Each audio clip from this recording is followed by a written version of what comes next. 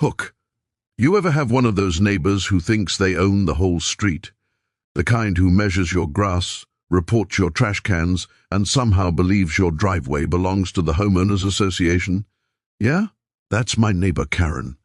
But what she didn't expect was that the old rusted hunk of metal I was restoring next to her pristine rose bushes wasn't just a car. It was a piece of my father's soul. And when she tried to claim it as hers, she had no idea she was about to lose everything she stood for. It started on one of those quiet suburban mornings when even the birds sound like they're whispering. I had just rolled open my garage door, coffee in hand, when I saw it, that faded silver silhouette sitting half buried under dust and weeds at an estate sale down the block. A 1959 Rolls Royce Silver Cloud, or at least what was left of one. The chrome was peeling, the tires were flat, and the once regal hood ornament, the spirit of ecstasy, was gone, like even she had given up on it. But me? I couldn't look away. That car looked exactly like the one my father used to drive before he passed, before everything in my life fell apart. He was a mechanic who believed that every car had a story, and that if you listened close enough you could hear its heartbeat. When he died, I sold everything to pay for the bills, including his tools and the project car we never finished together. That decision haunted me for years. So when I saw that silver cloud, something inside me whispered, "Bring it home." I bought it for $1,200. A ridiculous bargain that everyone called a mistake. But I wasn't chasing value. I was chasing redemption. I had a job that barely paid the mortgage, a quiet life since my divorce, and too many regrets to count. But the day I towed that wrecked Rolls into my driveway, I felt alive for the first time in years. And then, like clockwork, she appeared. Karen. Picture this. A woman in her mid-50s, perfectly pressed linen pants, a pearl necklace, holding her little clipboard like it was a sword. She marched across her pristine lawn and right up to me, her lips pursed so tightly I thought they might disappear. "Excuse me," she said, pointing at the car like it was a dead animal. "You can't leave that thing here. This neighborhood has standards." I wiped my hands on my jeans and smiled. "Morning to you too, Karen. It's a project. I'm restoring it." Her eyes widened like I'd said I was opening a junkyard. "This is a residential community, not an auto shop. The HOA will hear about this." And sure enough, within days, I had my first official complaint. Noise, smell, visual disruption. They even sent a photo of the car taped to the letter, like it was a mugshot. But I didn't stop. Every night after work I was out there. Sanding, cleaning, welding. I'd play old rock records on a tiny speaker, and sometimes I'd talk to the car. Maybe I was talking to Dad. Either way, it felt like he was there, guiding me. A week turned into a month. The body started to shine again, the old leather regained its warmth, and the silver cloud began to breathe. The more I restored it, the more it restored me. But Karen wasn't done.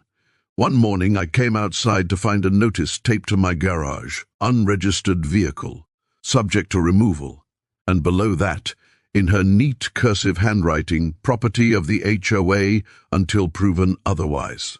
That was the moment I realized. This wasn't just about a car anymore. She wasn't just trying to take my peace. She wanted to take the last thing I had that meant something. So I did what Dad would have done. I kept my head down, worked harder, and started documenting everything. Every photo, every receipt, every moment I poured into that car. I knew I was heading toward a fight. But I also knew something Karen didn't. That Rolls-Royce wasn't just metal and wheels, it was family, it was history, and it was about to change everything. The morning of the neighborhood car show felt like a movie. The air was crisp. The sky had that golden tint of early summer, and for the first time in years, I wasn't dreading the day ahead.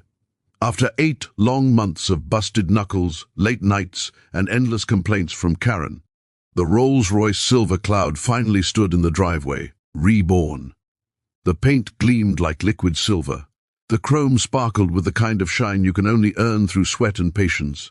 The spirit of ecstasy, which I'd found at a collector's shop after months of searching, was back where she belonged, poised at the hood as if ready to fly. When I turned the key and the engine purred to life, it didn't sound like a car. It sounded like forgiveness. Neighbors who once shook their heads now came over, hands on hips, whispering, "Is that the same car?" Kids who used to ride their bikes past my driveway stopped to stare, their eyes wide with wonder. Even old Mr. Patterson from 3 houses down, who barely spoke to anyone, walked over and said, "Your dad would be proud, son." But not Karen. She stood across the street, sunglasses perched like armor, arms crossed so tight I thought she might snap in half.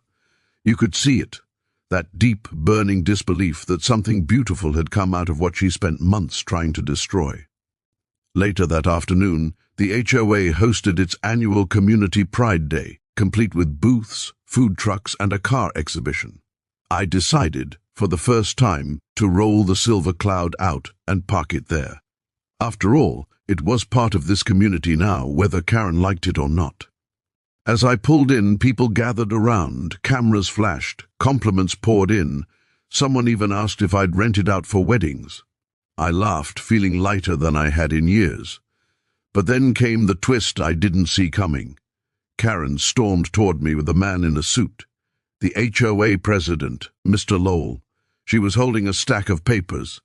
"This vehicle," she said loudly, "has been left unregistered on community property and is now subject to HOA control.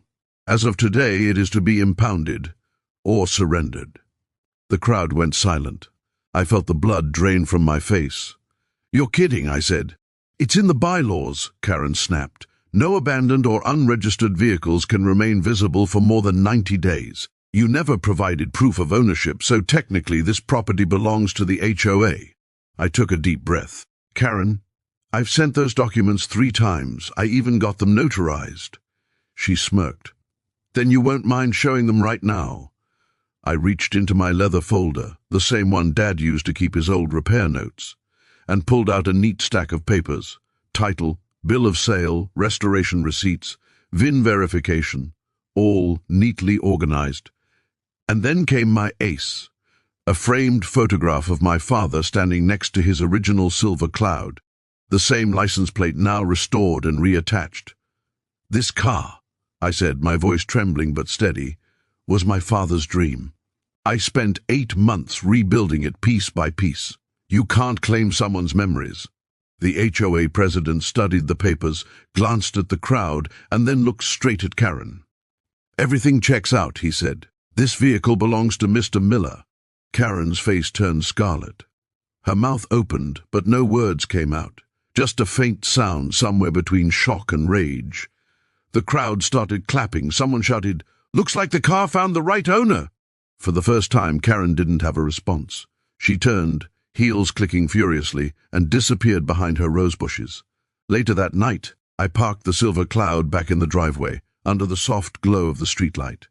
The chrome reflected the stars, and for a moment I could have sworn I saw Dad's reflection in the window, just smiling. I sat in the driver's seat, hands on the wheel, and whispered, "We did it, old man." That's when I realized something. Restoration isn't just about fixing what's broken. It's about healing yourself in the process. Every scratch I sanded, every part I replaced, every moment I refused to give up. It all brought me closer to the person I was supposed to be. The Silver Cloud wasn't just a car anymore. It was proof that even when life rusts you over, even when people try to take away what you've built, you can always rebuild stronger, shinier, and prouder than before.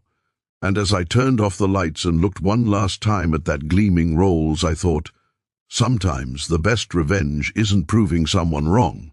It's proving yourself right.